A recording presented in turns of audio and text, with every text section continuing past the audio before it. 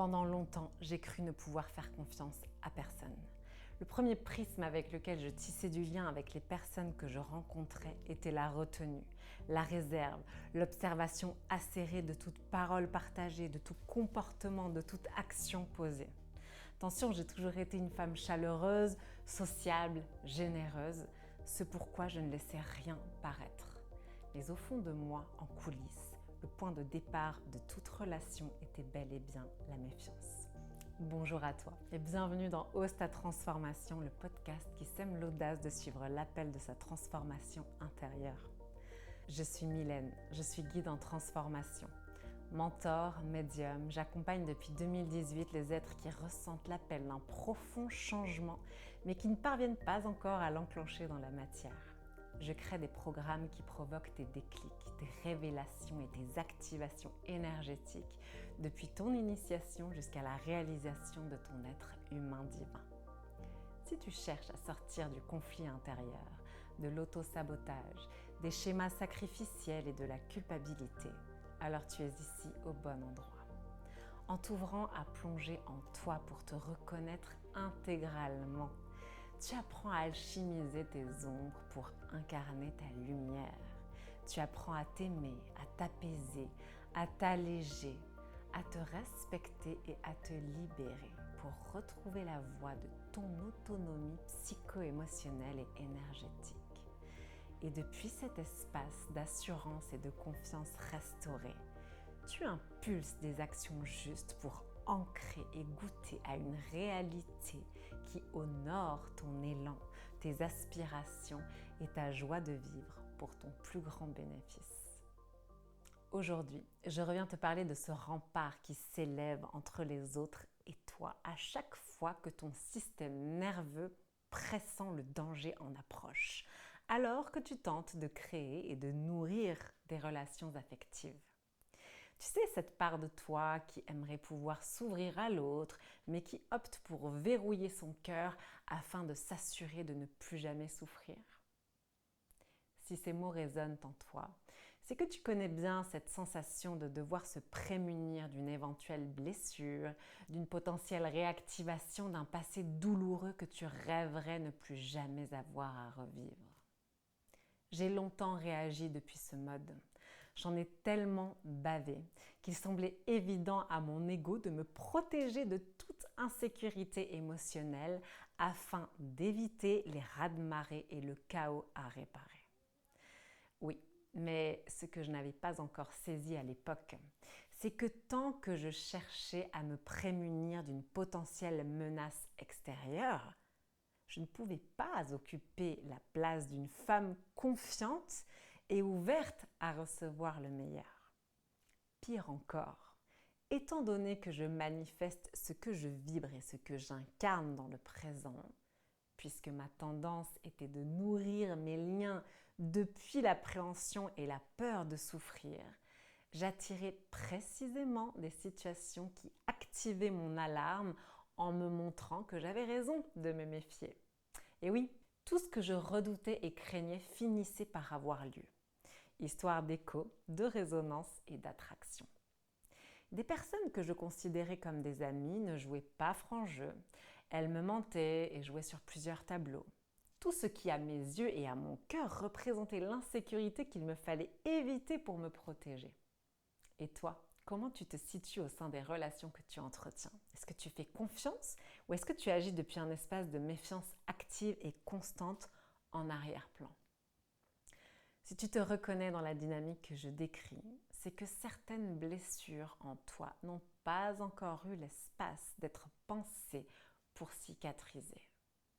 Ces mémoires difficiles que tout ton être garde vives, conditionnent et entretiennent sans que tu en aies pleinement conscience, ta façon d'être en lien, ta capacité à t'ouvrir à l'autre, ta disposition à recevoir de l'autre. Comment m'ouvrir à recevoir de l'autre si j'appréhende ce qui vient avec un prisme d'alerte négative? Comment tisser une relation de confiance mutuelle si je nourris malgré moi la méfiance qui dirige mes pensées, mes comportements et les mots que j'adresse à l'autre? Ce qui en moi prend de la place ne laisse pas l'espace à autre chose de naître ni de grandir. Si le sentiment de méfiance expliqué par les mémoires de blessures passées est prédominant, la confiance n'a pas la place de s'exprimer ni de prendre racine à l'intérieur de moi, et donc par conséquent dans ma façon d'interagir avec l'extérieur.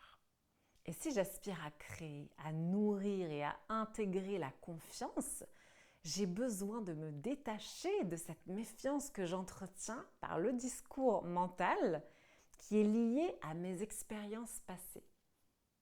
Et tant que je ressasse ce qui s'est passé, en me refaisant des scénarios en boucle, en me répétant des discussions qui m'ont marqué, qui m'ont blessé, en m'accrochant aux sensations physiques et aux mots émotionnels qu'ont causé ces épisodes qui m'ont impacté, voire traumatisé, alors je me maintiens esclave de mon passé sans me laisser l'opportunité de libérer la voie pour construire ma vie depuis une moi apaisée car allégée du poids du passé. Et si je suis encore attachée à mon vécu douloureux, comment faire la place à des événements heureux que je rêve d'accueillir et de vivre ?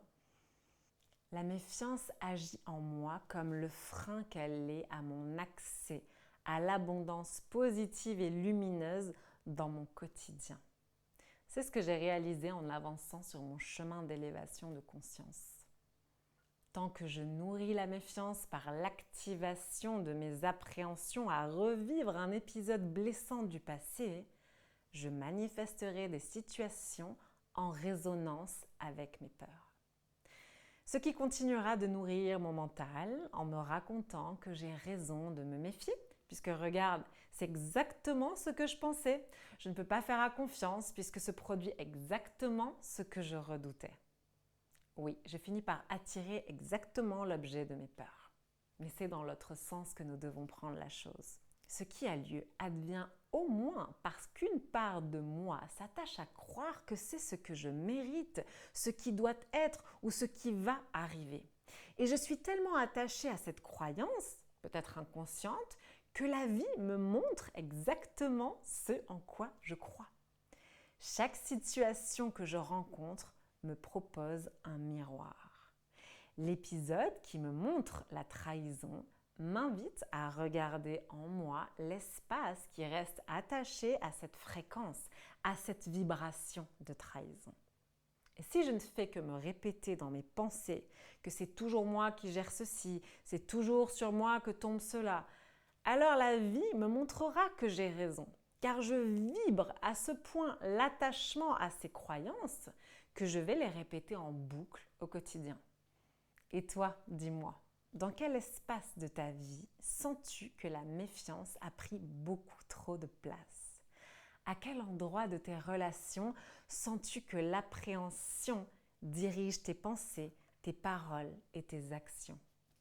Un jour, j'ai décidé que j'étais fatiguée de vivre ces dynamiques qui se répétaient. J'en avais marre de nourrir la méfiance, de maintenir le contrôle, d'entretenir la distance dans les liens qui comptaient pour moi, d'occuper mon esprit avec des projections qui m'empêchaient de vivre en paix. Alors je me suis demandé ce que je voulais vraiment, ce à quoi j'aspirais au fond, dans le cadre de mes relations.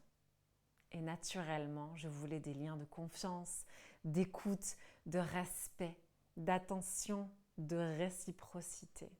Oui, des liens d'intérêt et de respect mutuel. Mais comment désirer quelque chose de l'autre que je ne suis moi-même pas en capacité de m'offrir parce que je m'en empêche, parce que je pense ne pas le mériter ou par crainte de souffrir? Voilà comment, à des moments clés où je repérais que la vie m'en donnait l'occasion, j'ai commencé par choisir de nourrir ce que je rêvais de voir prendre place dans mon quotidien, au cœur de mes relations. L'ouverture, la confiance mutuelle, des partages de cœur libres de ses peurs. Alors j'ai commencé à lâcher le contrôle pour m'ouvrir à partager différemment, dans un élan spontané qui m'avait beaucoup manqué. Oui, parce que s'il m'avait longtemps caractérisé, j'allais jusqu'à m'empêcher de dire ou de faire dans la légèreté, dans la spontanéité de l'instant, par appréhension et par attachement à tout ce que mon mental imaginait et croyait qu'il allait se passer de mauvais. Et que ça fait du bien de se délester d'un poids, d'une méfiance qui n'a que trop duré, pour enfin laisser la place à la confiance de s'enraciner, de germer, de se développer pour éclore en moi et pleinement s'intégrer. Et toi, où en es-tu de ta relation à ta méfiance? Comment agit-elle au cœur de tes relations? As-tu envie de continuer de la nourrir au cas où? Ou souhaiterais-tu plutôt commencer à t'en affranchir? Je souhaite de tout mon cœur que ce nouvel épisode résonne avec ce qui est en jeu pour toi actuellement. J'espère qu'il t'inspirera et te permette de faire un point sincère de ta propre relation au sentiment de la méfiance et de comment aujourd'hui elle est en train d'affecter les relations affectives que tu nourris au quotidien. Et si tu sens qu'est venu pour toi le moment de passer à la prochaine étape, je t'invite à rejoindre la communauté du Nid pour rencontrer ta nouvelle tribu et recevoir des partages inspirants, privilégiés chaque semaine qui activeront tes déclics et propulseront ton élévation.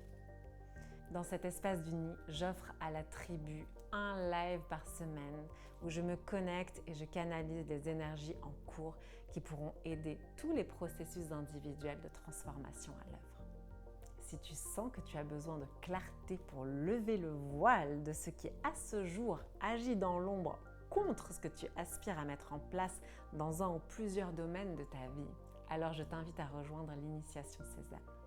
Et je souhaite remercier toutes les personnes qui pensent à soutenir le podcast par leurs likes, leurs partages, leurs boosts et leurs gentils commentaires. Que toute cette générosité que vous envoyez vous revienne au centuple.